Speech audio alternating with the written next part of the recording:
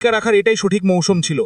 মাসুমের এই কথাগুলো থেকে বোঝা যায় যে তিনি আজহারির কাছ থেকে একটি বিপ্লবী এবং রাজনৈতিকভাবে সক্রিয় ভূমিকা আশা করেছিলেন, যা তিনি পাননি। আবারও তিনি প্রশ্ন তুলেছেন, জানি না কে বা কারা আপনাকে এক্ষেত্রে প্রভাবিত করল। এই বাক্যটি আবারও সেই অদৃশ্য ইঙ্গিতের দিকে ইঙ্গিত করে যা আজহারিকে এই সিদ্ধান্ত নিতে বাধ্য করেছে। পরিশেষে তিনি আবেগপ্রবণ হয়ে আজহারিকে আহ্বান জানিয়েছেন, শহীদ আল্লামা দেলোয়ার হোসেন সাঈদীর মতো ইসলামী রাষ্ট্র প্রতিষ্ঠার আন্দোলনে বিপ্লবী ও আপোষহীন হতে শিখুন ভাই আমার। এই আহ্বানটি কেবল একটি উপদেশ নয়, বরং একটি আদর্শ মানদণ্ড তুলে ধরেছেন, যার তুলনায় আজহারির সিদ্ধান্ত দুর্বল মনে হয়েছে মাসুমের কাছে। মাসুমের চূড়ান্ত রায়, সিদ্ধান্তটি সঠিক হয়নি। এই পুরো পরিস্থিতি বাংলাদেশের ধর্মীয় ও রাজনৈতিক অঙ্গনের একটি জটিল বাস্তবতা তুলে ধরে।